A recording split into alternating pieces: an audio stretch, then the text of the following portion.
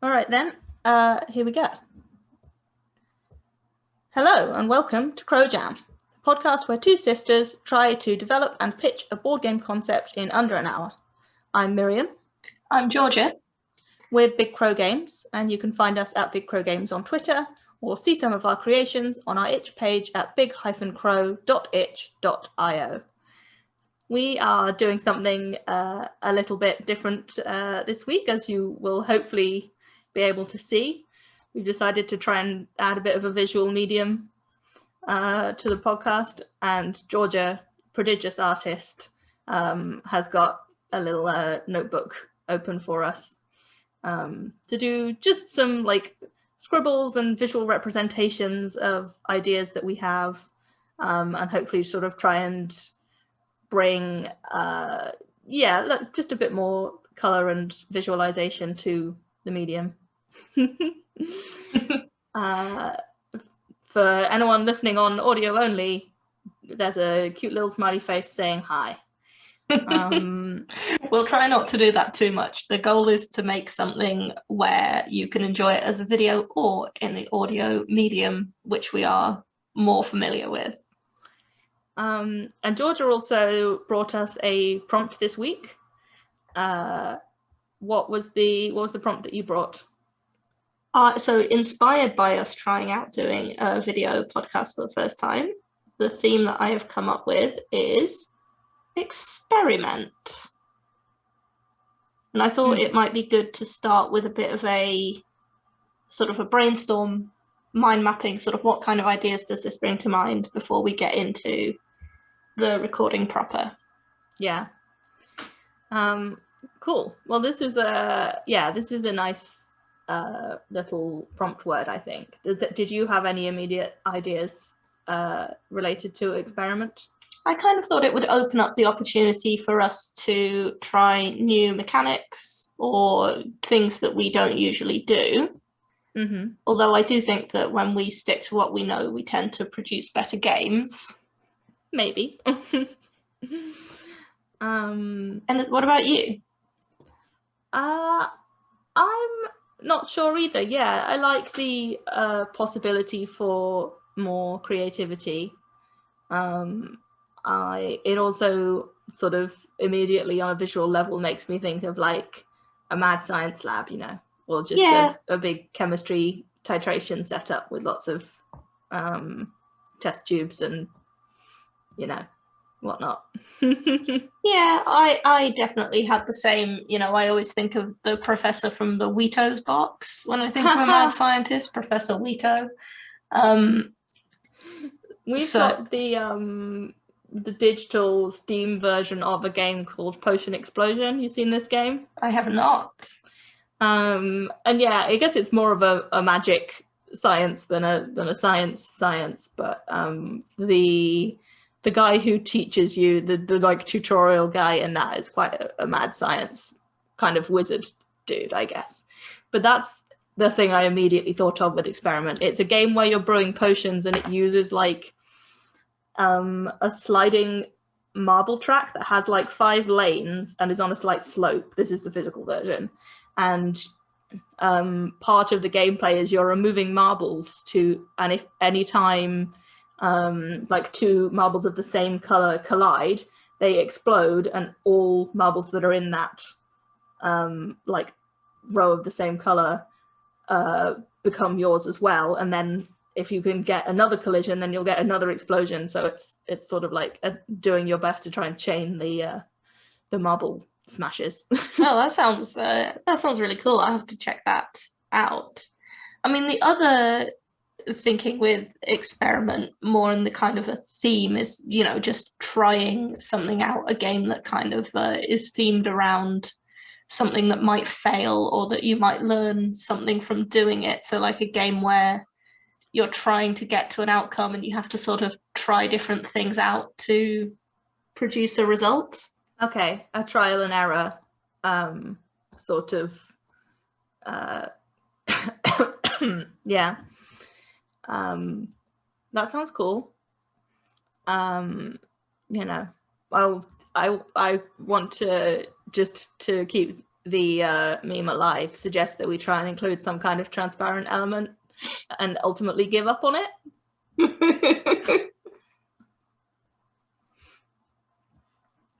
I read that trial and error on your notepad as like, Malamore, the evil mechanic. Okay, so it's a game about Malamore, the evil mechanic. Yeah, my ability to write neatly on the digital notepad is not quite as good as I hoped. Oh, no. I can do it neatly your or writing is very quickly, but not both. It's very good. I like your little potion. Thank you. Yeah, I don't know. I didn't have any really strong ideas. There's another game that's like more magic than science, and I'm not sure what it's called, but it's a very silly wizard spell slinging game where like the spells have you're building the name of the spell, and it's like those head, shoulders, feet books, foot books that you get as kids, and you've got like so and so's adjective something, and you build these silly spell names, but then each part also has an effect that changes what the spell does. I quite like the idea of combining things. If only I could remember what that game was called. I feel like combining things is an idea that we've sort of touched on in the past with things like Game Set Mascot, which is a game we talked about not on the podcast, which was that you had sort of cards that made up two halves of a mascot. So it might be, a unicorn and a hamburger, but then you could mix them up and have a uniburger and a ham corn. Great examples. Thank you. Oh man, I forgot how just much that game idea slaps. Like I'd sort of forgotten the main fun thing about it, which is the really silly names. Yeah, we didn't get very far with sort of making it into much of a game, but it was a lot of fun to just make like Butterbear or whatever. That makes me think, if you were going to do a game about combining things, but there was some kind of like experiment element. I don't know when we want to start the timer, but let's mind map a minute more and then start the timer once we feel like we have a starting point. Yeah. It would need to be that like, or rather, I'm imagining a situation in which, you're combining things either in like a heads, middles, feet way or some other way, but maybe there's like an unknown quantity when you do that, and then you have to see what the result is. Yeah, I think you'd want there to be, I'm going to call it an unknown outcome. Otherwise, it's not really an experiment.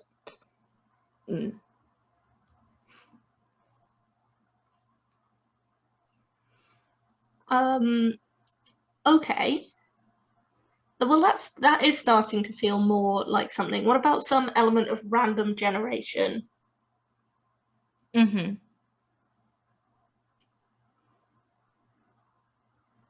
there's lots of ways that can be achieved in games.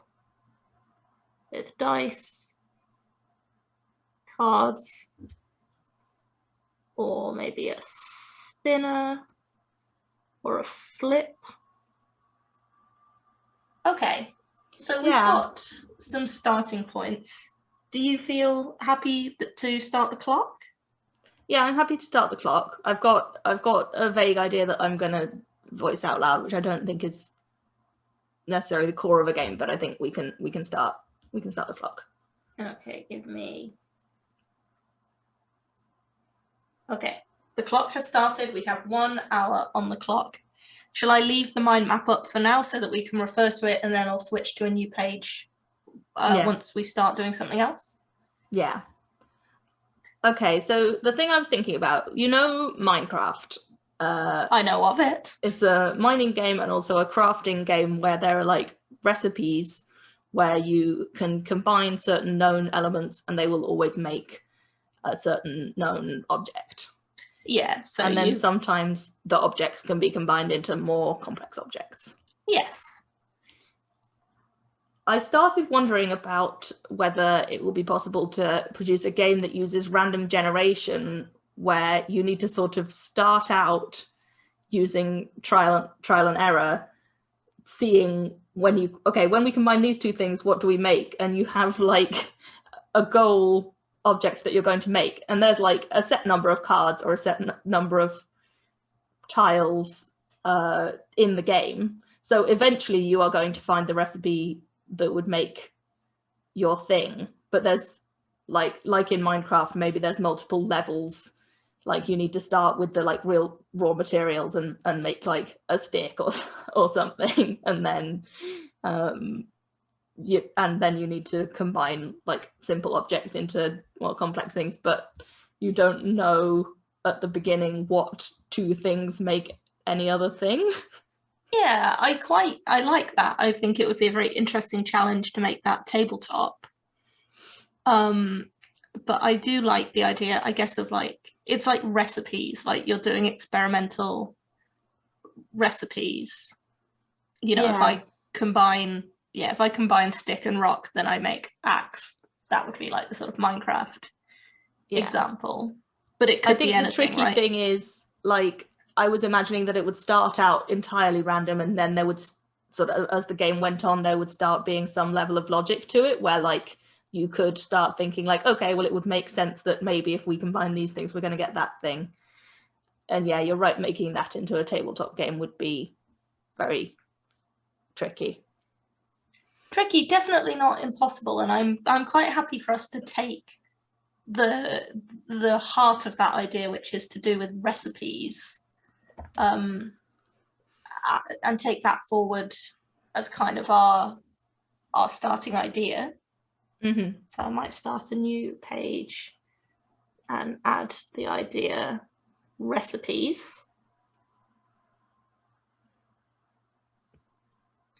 And random element.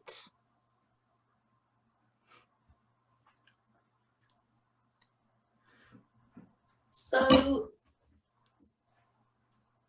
yeah, I mean, this is something where, not to pitch the thing I always pitch, but something with an element of transparency where you can layer things up could be kind of fun.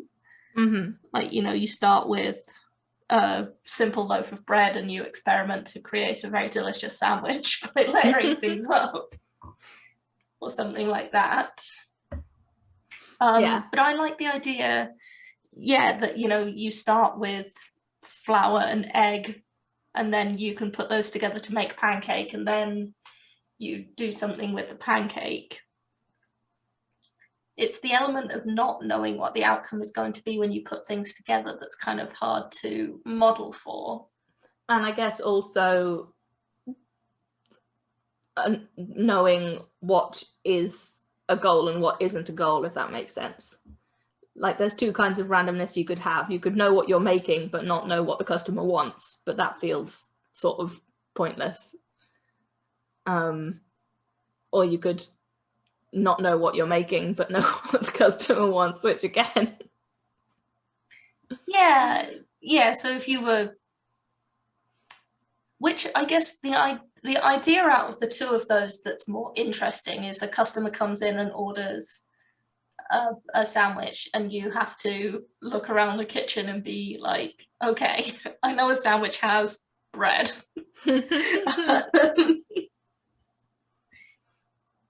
Yeah. Again, it does feel quite video gamey. I feel like we might be designing a simple video game here rather than a board game. So I think we might have to sort of keep the idea, but maybe think a little bit more about like components or what it would look like on the tabletop. Thinking about Minecraft, something that's kind of interesting about that is that you can use the same raw materials to make different things, right? Like if you have sticks and rocks, you can make an axe or a hoe or a sword. Mm-hmm.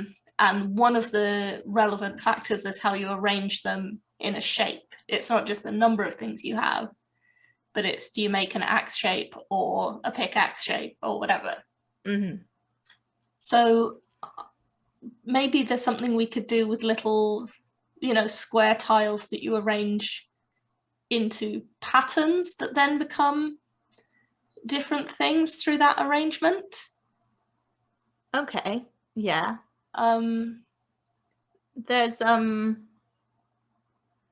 I that's certainly making me imagine something. I don't know exactly what, like, how it would resolve, like whether it yeah. Have you ever heard of, this is like a meme, and I'm going to be able to draw a picture about it, sort of, but it's like the unifying pie sandwich theory. So Okay. you know the debate about whether a hot dog is a sandwich, and so on. So there's this theory, which is obviously a meme, but it's sort of it proposes that the arrangement of the bread is what determines what something is. So if it's got carb on 3 sides, then it's a taco. If it's got carb just on the bottom, it's a pizza. If it's got carb either side, it's a sandwich. And so on, up to being fully enclosed, which is a calzone. Yeah, I have seen this meme, and I found it both enjoyable and ludicrous. But it did make me think, is there something there where you had, so these tiles, and you could arrange them in such a way so that you could make, tacos, pies, calzones. Sushi, I think, is where it's on all the sides, but not either end. Yeah, I think I like that idea, and possibly we would want to move away from food to make it less sort of clear. Or so what I'm imagining, and I don't think this is I think this is a little simplistic, but yeah, I'm imagining tiles. Maybe they're square, and they have, like, they're divided into 4 squares, one of each of different colors, or possibly like a few of the same. And then part of the game is puzzling them together, and there are some patterns which will result in certain, like, potions or outcomes or whatever you're aiming for, and what those are and what their recipe is and what they're worth. But then maybe there's some hidden recipes that so maybe there's recipes that only other players know about at the very least. I think this is something. So that maybe you and other players are laying these tiles, and maybe they could be not just square but different shapes, like in something like Patchwork, trying to create patterns of color and space that then produce a thing when you spot that pattern. Yeah. Maybe you can either place a tile or move someone else's tile. Maybe there's some known recipes in the middle, and then everyone has private recipes, but when their private recipe is discovered, they have to kind of publish it and put it in the middle. Yeah.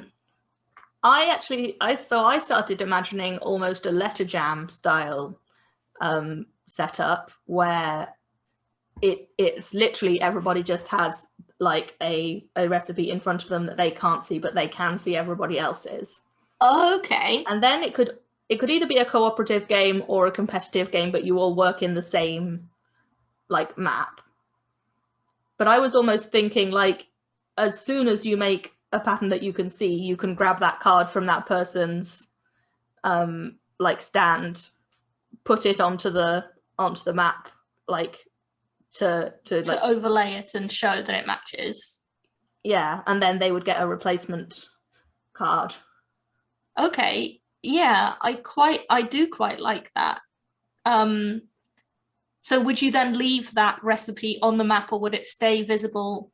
Or is it that sort of once you've made a potion, that's like your victory point, and you start making a stack next to you, and after a set number of turns, the person who's sort of, I know we're saying produce potions, but whatever the sort of abstract is. Even if it is completely abstract, we haven't made that many games that sort of don't have a theme.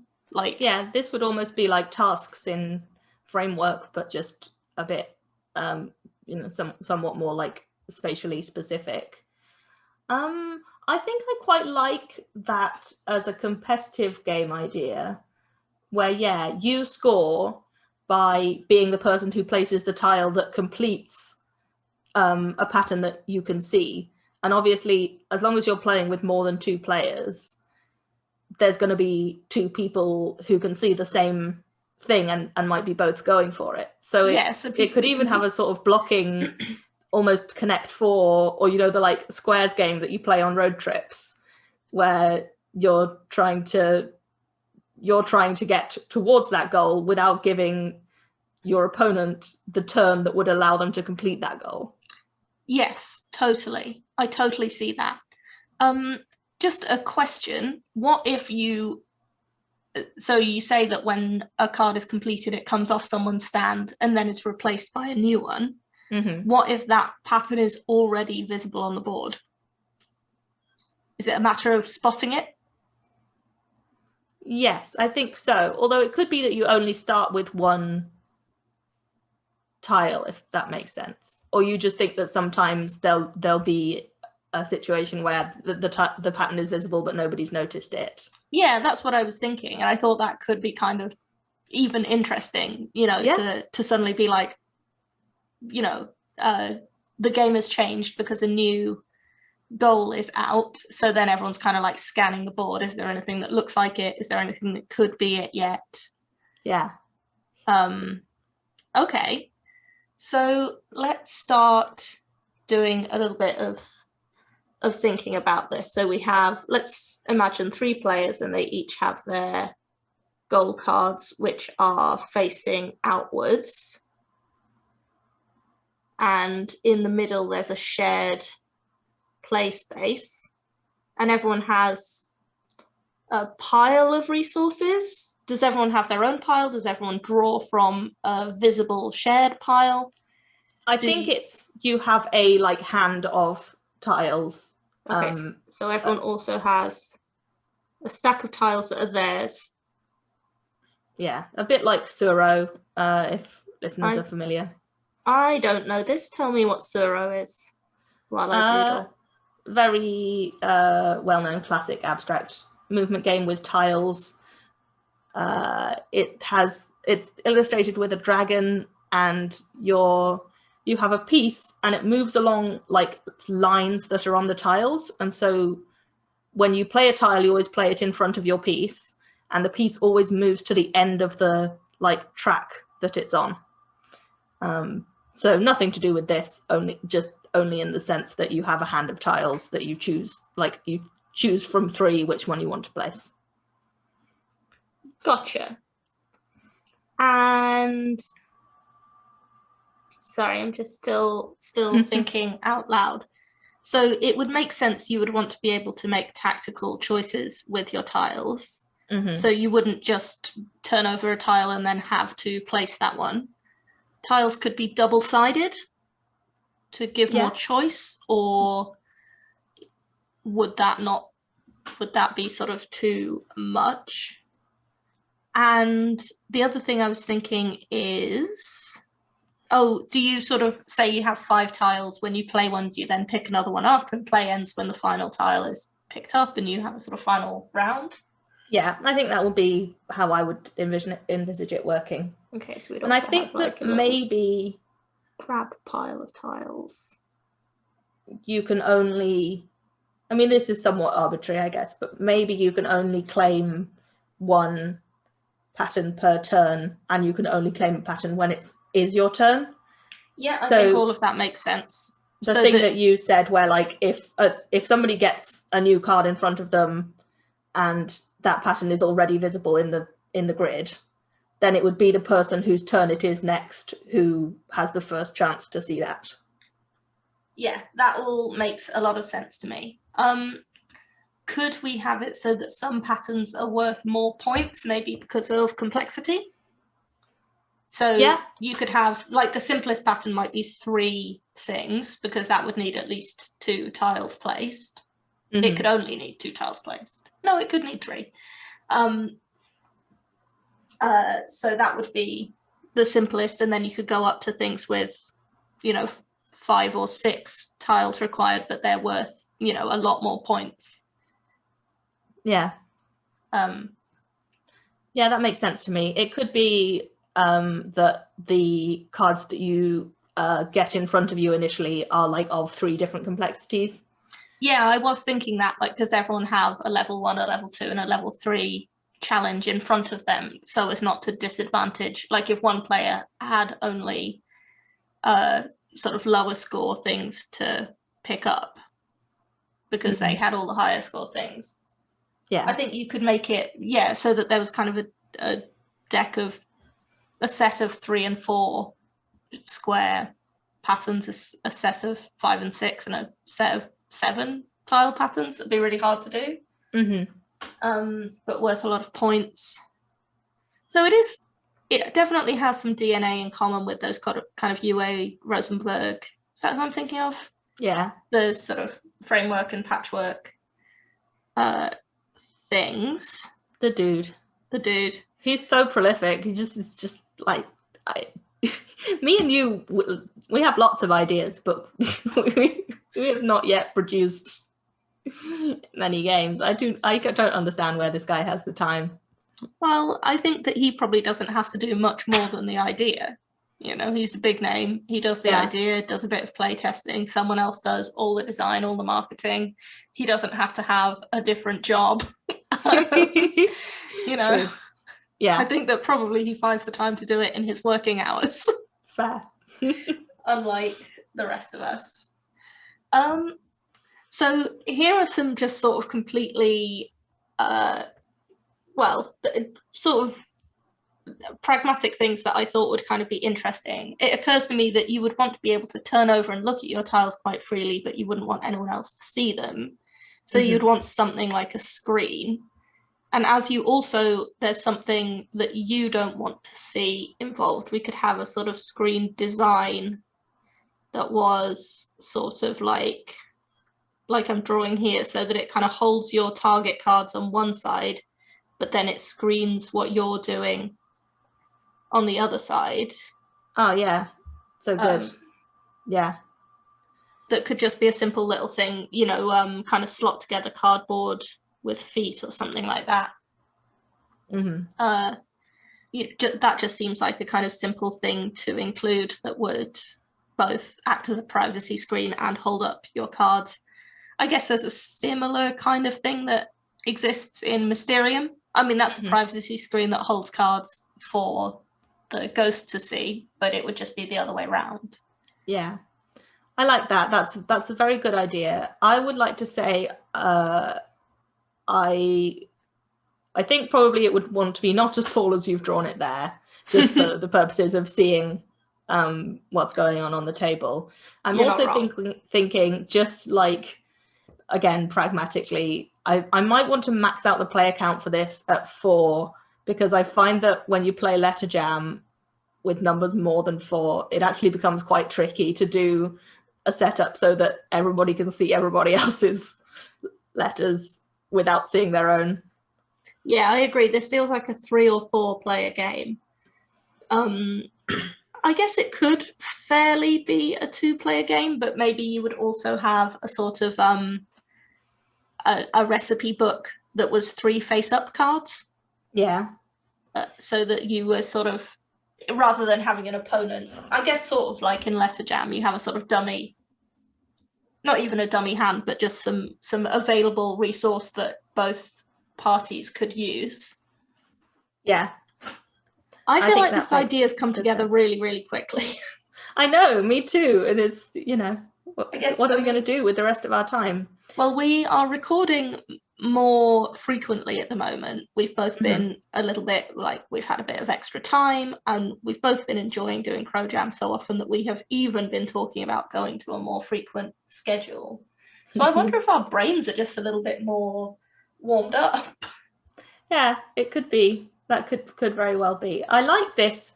I wonder, okay, I don't want to mess with this game as it is because it's got that very simple, you know, kind of Rosenberg elegance.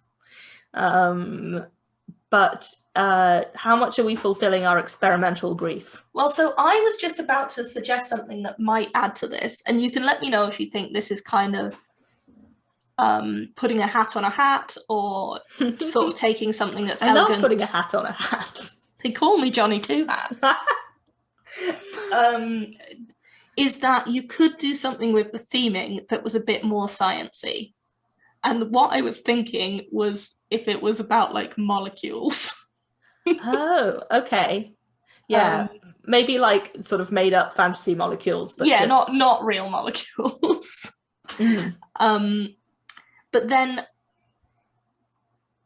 potentially then we could go back to a bit of an earlier idea, because if you're making molecules, then you could combine the molecules into something else. So maybe you do the like round one, you know, we were talking about there's sort of different levels of complexity. So what if on the first stage of the game, the cards that go out are all like simple sort of 3 atom, you know, like water would be, so simple patterns of 3 or 4, and then they're replaced by more complex ones where you have to put your card that you collected back into the mix and combine it with other things. Ooh. I don't know exactly how that would work, but it would fit the brief that you were talking about before, where you make something and then you make something else. So in Minecraft, you make the axe so that you can cut down the tree so that you can make the planks. Okay, yes. Well, maybe it could be, I'm trying to think of a way to implement it that doesn't like mess with the elegance of the tiles and cards too much. Because actually the complexity of the designs on the cards, say one that needed 7, 7 colors, 7 shapes, you wouldn't be able to make the cards the right size to overlay the grid. But what if there's some secondary thing where you're trying to collect sets that make bigger molecules or something? I'm not sure. Maybe that is just a hat on a hat. I'm not sure. Yeah, I like something about it, but I'm not 100% on how we would implement it nicely. Yeah, I am inclined to agree, but I definitely think you could put, you know, a light sort of quote unquote science theme on this, to make it feel a bit more in keeping with the experiment brief. Yeah, and then that would sort of make the map as you're building it feel kind of more interesting as well, rather than just being colored squares. Yeah, I've started imagining like that Kandinsky famous painting, you know, with the squares and circles. Yes, that's not science, but it is. I was thinking of Mondrian for a second, but I'm wrong. Okay, so I'm about to again sketch something, but I'll describe it as I'm doing it, and you'll have to tell me if this just ends up being too much like Patchwork. But what if instead of these goal cards, you actually have goal molecules that are like tetronymos? So then you could, you know, pop them on top of the grid to show that you've got the right thing. But then you get to keep it, and you could add it back into the grid to create a more complicated, higher scoring molecule, but it would stay on the grid. Okay. It's an awesome idea, slightly harder to make it not obvious to the player what's in front of them. Does that make sense? I do know what you mean. I think that the screen could kind of help with that. You know, like you could do something with the design of the screen that would kind of work. Yeah. It might, you know, have to rely on trust a little bit more. But then I think that perhaps that does feel like there would need to be a limit on the complexity of the tetrominos. Yeah, and then definitely. When you're getting to the more like valuable, more complex point scoring pieces, it feels like you would want to go back to cards. Yeah, I know what you mean. There's sort of something there that I quite like, because I do like that you start with this, the starting shape is very sort of grid oriented, and then you would be adding back in shapes that were kind of crazy, and making it more sort of visually interesting that way. And it would become more challenging to place things maybe. But on the other hand, I think it is a little bit too similar to games like Patchwork, and I agree that it sort of becomes a bit of a maybe okay, as a compromise, maybe there could be some like 50% or 30% of the cards are special cards which have tetrominos on that actually exist as tiles in the game, so that when that card is completed, you get that card, but you also get that tetromino as like an available resource for you to use later if you want to. Alternatively, collecting a matched set of cards, you could trade them in for a high scoring or unusual tetronimo. But I think that you would rather have the cards, probably. Unless getting the good tetronimo was kind of the goal, but then you might as well just have the set of cards. Yeah. No, I think if the cards end up becoming something that you can combine back into the gameplay, then I think they would want to be relatively simple. Yeah. I agree. I did like the idea of sort of using the things you make, sort of recombining them, but I'm not sure exactly what that would be like, except for maybe a points bonus for matched sets, so that, if you could have a different goal from other people, like maybe there is a high scoring purple on the board, but you're not interested in that because you're going to try and get all the reds or something like that, get 3 reds and get a matched bonus because those recombine sort of in the abstract. Okay, in the abstract, not in the actual tile laying game. Yeah, not in the actual tile laying game, but you at the scoring stage, you count up all the molecules you've made, and then you get bonus points for every matched set you've got that maybe stacks. So you get, like, if say you've got 2 reds, you get 1 point for each one, and then 1 point for having an extra one. But if you have 3, then you have 1 plus 1 plus 1 plus 1 plus 2. Does that make sense? Yeah. Yeah, that works. I mean, that certainly is a lot easier from our perspective as a thing that we don't need to, heavily hash out how it would work. Could have a strategic aspect as well. You notice that one of your fellow scientists is really trying to specialize into red molecules, and maybe you start trying to block them. Yeah. Or you start thinking, oh, well, the last 2 they picked up were red, so they probably have their eye on that red, so I'll make sure that they can't do that while I'm trying to pursue my goal of that big purple one. Yeah. Okay. Can we, because you've been describing molecules as being red or like having colors, can we go back to what the actual tiles would look like? Like, could we have a new page and talk about, because I was still imagining them having like 4 quadrants of different colors. So, but I guess, is that what we've got, and is that going to be, and how are we going to like add to that? I like 4 quadrants of different colors. I think it also raises some interesting questions about placement. So let's start by sketching out what I was imagining. So it's just a square tile with 4 quadrants of it. Mhm. Those could be any combination of colors, and maybe also a non-color, like gray, Uh-huh. that, you know, that creates a space. Because I was imagining that the patterns you're going for aren't square. You know, they could be like 4 in a line or something like that.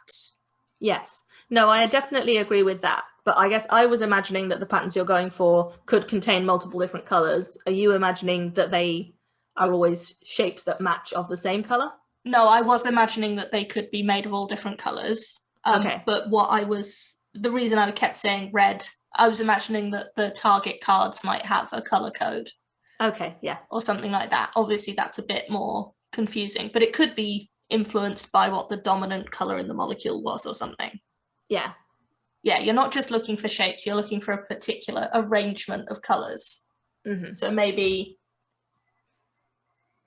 I'll do a little bit of filling in. So this one's got left a hole in my drawing. Listeners who are, perhaps big time board game fans might be familiar with the game Tiny Towns, which uses like objective cards which have patterns of colors in different like grid arrangements. But what those grid arrangements do is allow you to build buildings that score points in different ways. And that's quite a nice, very neat, quite replayable game that has parallels with this. It's tricky when I try to describe it to customers, but one of the nice things about it is that the challenge is not just making the patterns and building the buildings, but also ensuring that you will have space next turn to build another one. Because it's like a town planning game, which is a rare genre. That sounds really good. That sounds like exactly the kind of thing I would really like. Well, we'll have to play it next time I'm in town. Yeah. So I have mapped out 2 different tiles and a possible goal. Mm-hmm. And so you can, the idea being that you can place this one beside this one to create the target shape. Now, my question is, would it be possible with these 4 square things to lay them out like this, with one coming halfway up the side of the next of its neighbor? Ah, yes. Rather than laying them on a true grid. I want to say that is possible. Yeah, I think that should be allowed. It will create gaps in the design, but I think that can be possible for tactical play. Yeah. And you're not always going to be able to do that. Yeah.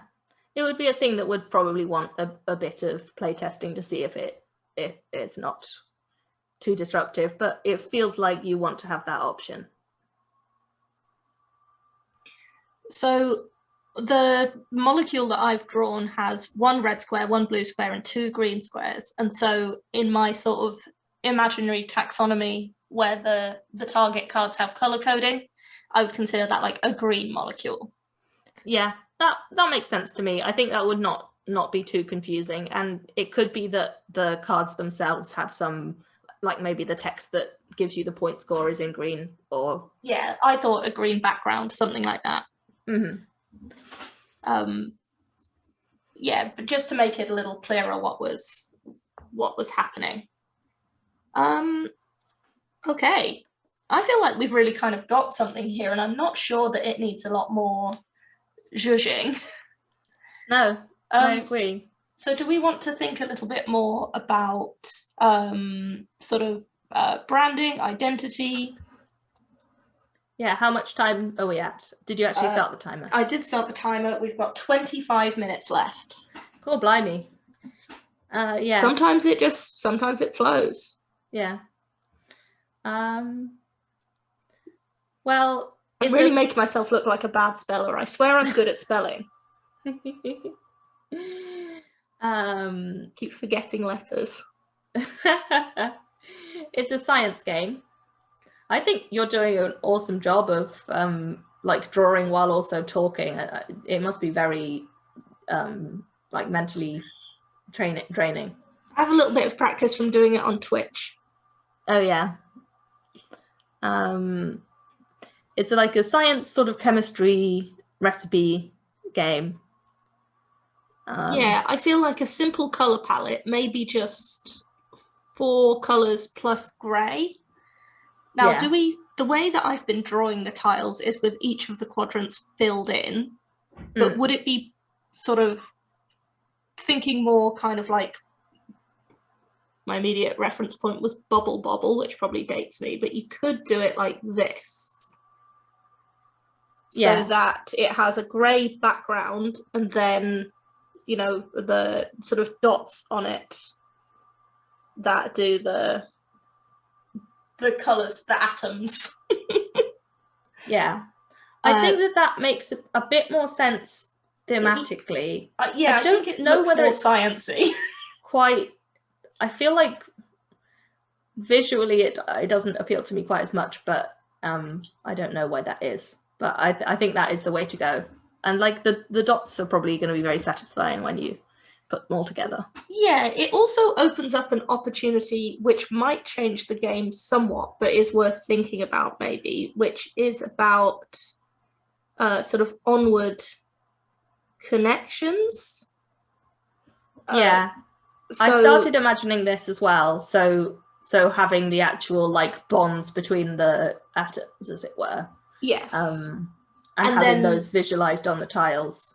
You could make it so that, you know, then it would make it a bit trickier to produce the target molecule. But it depends whether we want it to be trickier or not. Yeah, which is kind of, again, like a balance thing, and a thing that would be easier to work out in playtesting. But obviously, if we did want to do that, then in theory, we could just, you know, we could just tweak the amount of bonds that each tile shows per atom, right? Like we could decide that, okay, every tile, all the atoms have bonds going all the directions that they can, except for one. And that could be like, you know. Yeah, I think I'm slightly inclined towards not having the bonds. Okay. I think it could make for a bit more of a cleaner visual, which could be interesting. Just thinking about making the visual really, really super simplified, like what I am trying to draw now. Yeah, I like the very simple designs. I think that there's definitely an audience that would really enjoy the like, you know, insofar as audiences react this much to graphic design, but I think there's definitely an audience that would really like having the actual sort of like molecular sort of attempt at representation. So I've done a version that's very simplified, but so there's no outlines or anything. It's just sort of like a smooth grey background with nicely coloured dots on it that I think would be quite visually appealing, maybe. Yeah, the grey background immediately gives me robot. Yeah, vibes. I get that, but that's science. Science is robots.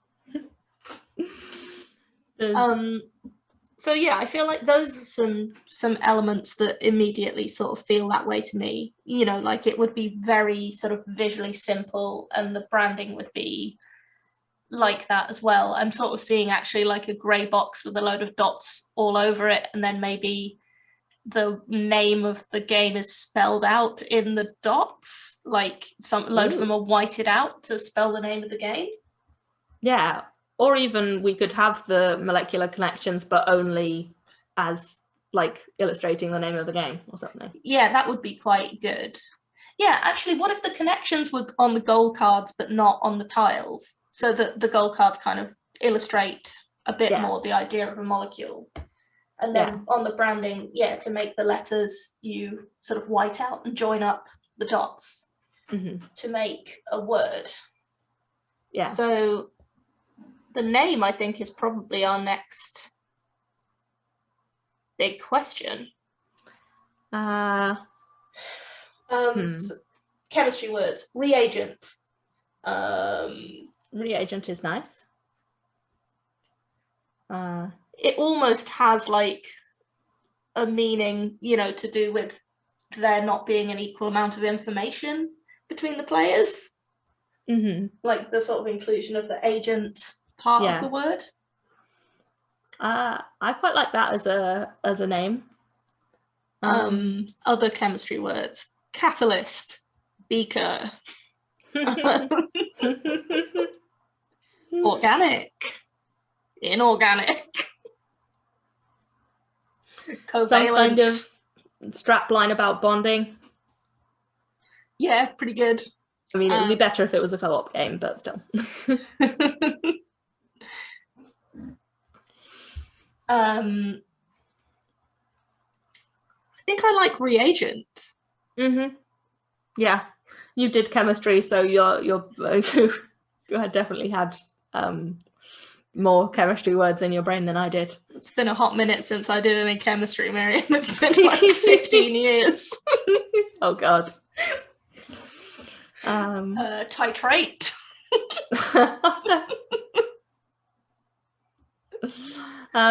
No, Reagent is a really good name. Okay. Man, we've accidentally knocked this one out in record time. Do we just call it a mini episode? Yeah, let's call it a mini ep. Okay. So let's summarize what we did.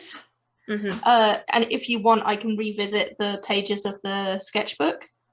Oh yeah, that's nice.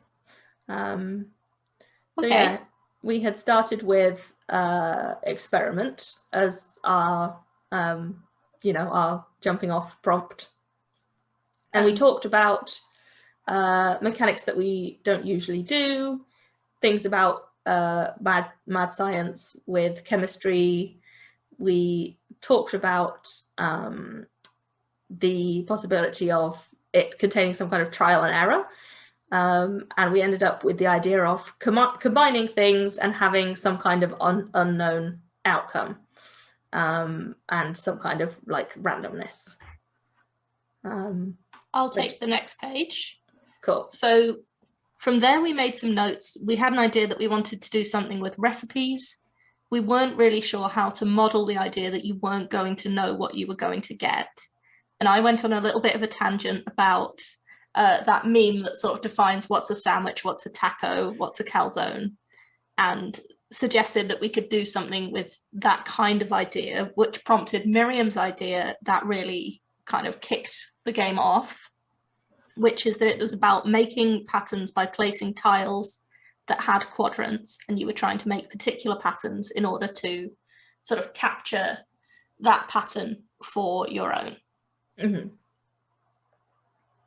So that was what inspired the sort of pinching of a mechanic from Letter Jam, where there are, instead of there being like resources available that are not visible to all players, instead we had objective cards visible that are not available to all players.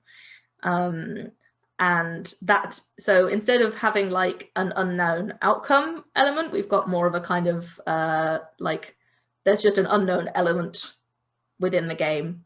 And we devised this fairly simple tile laying, pattern making game where you score points by using your tiles to complete shapes that you can see on the objective cards in front of other players. We also devised a neat little screen that at once protects other players from seeing what tiles you have, while at the same time protecting you from seeing what objectives are in front of you, which was something that I thought made a sort of nice little addition to what we were getting at. Those could have like a nice, graphic image or something. I was thinking some silhouettes of Erlenmeyer flasks and things like that. So then we talked a little bit more about the mechanics of how the play would work. So we talked about whether you had to lay tiles sort of exact edge to exact edge, or whether you could match them halfway down. We agreed that you should be able to match them halfway down. We talked about how patterns would be produced and matched to cards. And we also talked about there being a possible set collection mechanic as a way of maximizing your score if you thought you were unlikely to be able to make a sort of high scoring molecule based on what was in front of you. So we talked about there being sort of different ways to get a good score in the game. Which is when we got onto the sort of branding or the identity portion. And we want this game to just feel very nicely simple. It's a pure tile laying strategy game, and Georgia came up with the name Reagent as a way of indicating the sort of chemistry theming, but also it sort of slightly evokes some kind of agency, being a player, and also having some hidden information within the game. And we also did a little bit of thinking about what the visual identity might be, and we thought about having a limited, simple color palette, perhaps grey, white, and 4 other colors. And I had an idea for the box design, which would be a grey box covered in coloured dots, and then some of the coloured dots would be whited out and connected to spell the name Reagent. So, yeah, I mean, I think this has got to be a record for us. Like, we are not only finished with designing, but also summarised with 13 minutes to spare. We're either getting really good at this, or this was just one of those ones that struck from the heavens. Yeah, well, the thing about games like this is that one of the real selling points of them is simplicity, and you don't want to, gild the lily too much. So we were probably limited in going off on tangents once we realised that we had the nugget of a good game, I guess. It doesn't always go that way, but when it does, man, it's satisfying. So hopefully this will be both a podcast available in the audio format on hosting services that also do video. It will hopefully also be available as a video, and I will probably upload it to our YouTube channel, which I think is it doesn't have a unique URL because it doesn't have enough followers, but I'll put the link in the episode description. Great. Thanks for listening and watching. Yeah, thank you, listeners. We will see you again next month for another Crow Jam. And until then, Good